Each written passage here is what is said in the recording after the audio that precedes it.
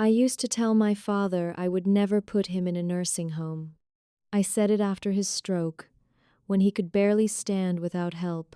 I said it when he signed over control of his finances to me. I said it while sitting in the apartment he had owned for 32 years, the same apartment he planned to leave me when he died. 2 years later, that apartment was gone. My father was living in a care facility he hated, and I was in rehab because I had gambled away everything he trusted me to protect. I'm 36 years old, and until recently, I worked as a registered nurse at a hospital outside Cleveland. I had been a nurse for almost 11 years. I was never the type of person anyone worried about. I paid my bills on time. I rarely drank. I didn't smoke. I wasn't reckless with money. If anything, I was the boring, responsible one in my family. My father used to joke that I had been 40 years old since I was 12. His name is Frank. He raised me mostly on his own after my mother died from ovarian cancer when I was 17. He worked maintenance for a public school district and saved every dollar he could. He never earned much, but he was careful. He bought a 2-bedroom apartment in the early 90s and paid it off before retirement. It wasn't fancy. The kitchen cabinets were older than I was. The pipes rattled in winter, and the elevator broke at least once a month. But it was his. He was proud of that. I got married at 28 and divorced at 33. There was no dramatic betrayal. My husband and I just became two tired people who stopped knowing how to talk to each other. After the divorce, I moved back in with my father, temporarily. Then he had a stroke. It wasn't the kind that took his speech completely, but it left his right side weak. He could walk with a cane for short distances, but he needed help showering, cooking, getting dressed, and keeping track of his medication. I reduced my hours at the hospital and became his main caregiver. At first, I told myself I could handle it. I was a nurse.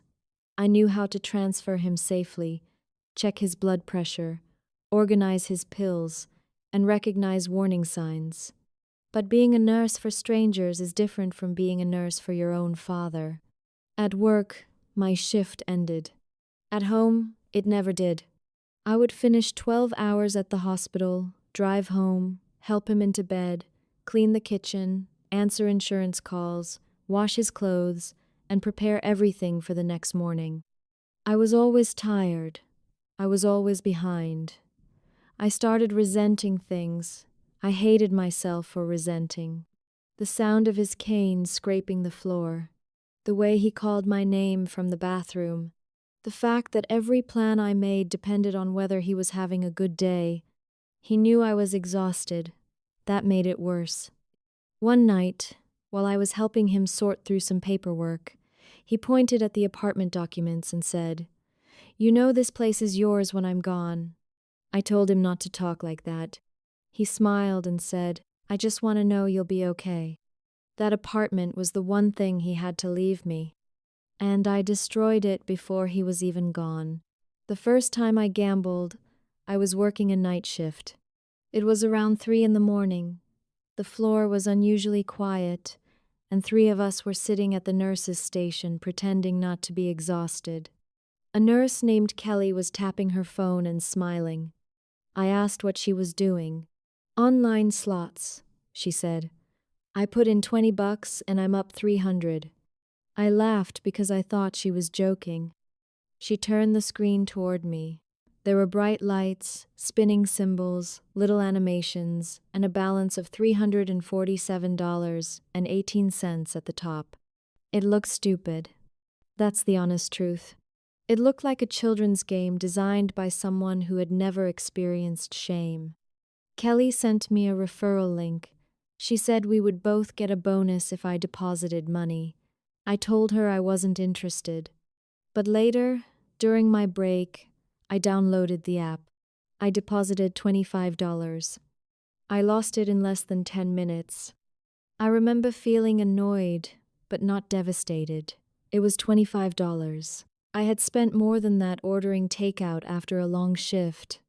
The app gave me bonus credits, so I kept playing. Then I won $180. A few minutes later, I hit something called a bonus round. The screen flashed, music played, and my balance jumped to over $1,700. I stared at it like there had been a mistake. I withdrew $1,500 immediately. 2 days later, the money was in my bank account. That was the moment the damage started. Not when I lost, when I won. My father needed a new shower chair and a better mattress. Insurance had denied part of the cost. I used some of the winnings to pay for both. He was so grateful. "You shouldn't have spent this much," he said. I told him I had picked up overtime. That was my first lie. It didn't feel like a dangerous lie. It felt almost generous. I had gambled, won money, and used it to help my father. In my mind, that made it different. For a few weeks, I only played at night after he went to bed. $20 became 50. 50 became 100. Sometimes I lost, sometimes I won. I told myself I was being careful because I never deposited more than I could afford. That rule lasted about a month. One night, I lost $400 and became obsessed with getting it back. I kept thinking, I don't need to win big. I just need to get back to zero. I deposited another $200. Then another. By sunrise, I had lost almost $1,300. I lay in bed staring at the ceiling, calculating how many shifts I would need to work to replace it. I felt sick, but I also felt certain I could fix it. That was the trap. Every loss felt temporary. Every win felt like proof. I opened a second gambling account because it offered a deposit match, then a third because the first two stopped giving me bonuses. I started playing during lunch breaks, in the hospital bathroom, and while sitting in my car outside the apartment. My father would call and ask where I was. Traffic, I would say. Sometimes I was parked less than 50 feet from the building, watching animated coins fall across my screen. I still believed I had control because I kept going to work. I still cooked for my father. I still organized his medication. From the outside, I was functioning. Inside, I was measuring every hour by whether I was up or down. By the end of the first year, I had lost all of my savings. It was about $18,000. Not a fortune, but it was everything I had after the divorce. I took out a personal loan to pay off my credit cards. I told the bank it was for debt consolidation, which was technically true. Then I used the cards again. I became very good at moving money around. I knew which payment could be delayed, which account had overdraft protection, and which lender would approve me without asking too many questions. I also became very good at lying. I told my father my hours had been cut when I couldn't afford groceries. I told my manager I had migraines when I stayed up gambling and couldn't safely work. I told Kelly I'd quit when she asked why I was always checking betting apps. The worst lies were the ones I told myself. I'm not like those people. I can stop after one good win. I'm too intelligent to let this ruin me. My father had given me access to his checking account after the stroke. At first, it was practical. I paid the electric bill, bought medication, and handled his insurance. He trusted me completely. The first time I took money from his account, it was $200. I called it borrowing. I had lost most of my paycheck 2 days earlier, and a credit card payment was due. I transferred the money into my account and promised myself I would put it back after my next shift. I did put it back. That made the next time easier. The second time, it was $600. Then $1,100. Then I stopped keeping track. My father rarely checked his balance. His pension came in every month, and most of his expenses were predictable. When he asked why the account looked lower than usual, I told him the insurance company had charged us twice for physical therapy. He frowned, but he believed me. I hated myself immediately. Then I gambled again that night. The more ashamed I felt, the more I wanted to play. Gambling became the only time I wasn't thinking about what gambling had done. That probably sounds ridiculous. It was ridiculous. But when the reels were spinning, there was no father, no hospital, no debt, no future. There were only numbers and the possibility that the next click could erase everything. Eventually, my father's savings were almost gone. He had about $42,000 set aside. Some of it was meant for future care. Some was emergency money. He had spent decades building it. I lost most of it in less than 8 months. Around that time, he fell in the bathroom. I was supposed to be home. Instead, I was sitting in my car at a gas station, playing online blackjack after a night shift. My phone was on silent because he kept calling to ask when I would be back. He lay on the bathroom floor for nearly 2 hours before a neighbor heard him shouting. He fractured his wrist and hit his head. At the emergency room, he kept apologizing to me. "I should have waited for you," he said. I had to turn away because I couldn't look at him. After that, his doctor recommended a home health aide several days a week. We couldn't afford one anymore because I had already taken the money meant for his care. I told him the insurance company had denied the request. He looked defeated, but he didn't argue. A few weeks later, an envelope arrived from the bank. My father got to it before I did. It was a notice about several transfers from his savings account. He was sitting at the kitchen table when I came home, holding the letter in his left hand. His right hand still didn't work properly after the stroke. "What is this?" he asked. I had rehearsed explanations for months. None of them came out. Finally, I said, "I moved some money to cover the apartment expenses." He looked at the paper again. "This says $11,000. I told him there had been problems with the building, repairs, fees, insurance issues. He stared at me for a long time. Then he said, "Okay, just that. Okay." I thought I had convinced him. I hadn't. The apartment was fully paid off, but it needed work. The bathroom was difficult for him to use, and the kitchen floor was lifting near the sink. I told him we should take out a home equity loan to renovate the place and hire private help. At first, he said no. He hated debt. I pushed for weeks. I showed him estimates for renovations I never planned to do. I printed brochures from a rehabilitation service. I made it sound responsible. "This will let you stay home," I told him. "That's what you want, right?" That was the cruelest thing I said to him, because I knew exactly what he was afraid of. He signed the documents. We received just over $96,000. I told myself I would use $20,000 to win back what I had lost, pay off all my debts, then use the rest for his care. I lost the first $20,000 in 9 days. Then I lost another $15,000 trying to recover it. After that, I stopped thinking in real numbers. The money no longer felt connected to the apartment. It was just a balance on a screen. At one point, I won almost $70,000 in a single weekend. I remember standing in the kitchen at 4 a.m, shaking so badly I could barely hold my phone. It was enough. Not enough to undo everything, but enough to save the apartment and pay most of the debt. All I had to do was withdraw it. I didn't.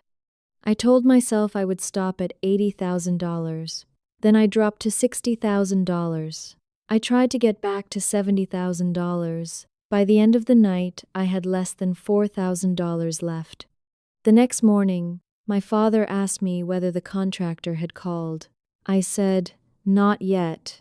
He nodded and kept eating his oatmeal. A few days later, he surprised me. He said, "I know there is no contractor." I felt my whole body go cold. He told me he had seen the bank letters. He knew money had been disappearing for months. He knew the home equity loan wasn't being used for renovations. "Why didn't you say anything?" I asked. He looked at me and said, "Because I thought if I pushed you, you might leave." That was the moment I realized how badly I had misunderstood everything. I thought he was weak. I thought he wasn't paying attention. He had known, maybe not every detail, but enough. And he stayed quiet because he was afraid of losing the only person he depended on. I cried and told him I would fix it. He said, "You always say that." It was the first time he had ever sounded afraid of me. The bank gave us a deadline. We were several months behind, and the remaining loan balance was more than I could possibly repay. There were fees, penalties, and letters I had hidden in a drawer. I called every number I could find. I asked about hardship programs. I begged for extensions. I even considered declaring bankruptcy, but the apartment was still at risk. Then I did the one thing I had promised myself I would never do again. I gambled. I had $6,200 left in an account that was supposed to cover my father's care deposit and moving costs. I told myself it was our only chance. That night, I played online roulette and blackjack for almost 7 hours. At first, I lost half. Then I won it back. Then I kept winning. At around 2 in the morning, my balance reached $31,000. It wasn't enough to save the apartment completely, but it was enough to make the overdue payment and buy time. My finger hovered over the withdrawal button. I remember thinking, this is it. This is the last time. You can still save part of this. Then I placed another bet. I lost. I doubled the next one. Lost again. Within 40 minutes, the balance was under $10,000. I could feel panic climbing through my chest, but I couldn't stop. Every loss made the next bet feel more necessary. At 4:17 a.m., the balance hit zero. The app showed a message offering me a bonus deposit. I stared at the screen until it went dark. My father found me at the kitchen table when he woke up. The bank notice was beside me. He looked at the paper, then at my face. "Is it gone?" he asked. I nodded. "All of it?" I said yes. He sat down slowly across from me. For a long time, neither of us spoke. Then he said, "Your mother and I worked for 30 years for this place." I started crying. I told him I was sick. I told him I needed help. I told him I had never meant for any of it to happen. He didn't yell. That would have been easier. He just looked around the kitchen, at the old cabinets, at the table where we used to eat dinner when I was a teenager, at the wall where my mother's picture still hung. Then he said, "You should have let me die here." I don't think I will ever stop hearing that sentence. The apartment was sold under pressure for less than it was worth. After the bank took what it was owed, there was almost nothing left. My father could no longer live independently, and I couldn't provide safe care while working and dealing with my addiction. A social worker helped place him in a nursing facility. The day I drove him there, he sat silently in the passenger seat, with one small suitcase between his feet. When we arrived, I carried his clothes inside and filled out the paperwork. The woman at the desk asked how long he had been living with me. 3 years, I said. She smiled and said, "It must be hard to let someone else take over." I nearly laughed. She had no idea. Before I left, I helped my father into bed.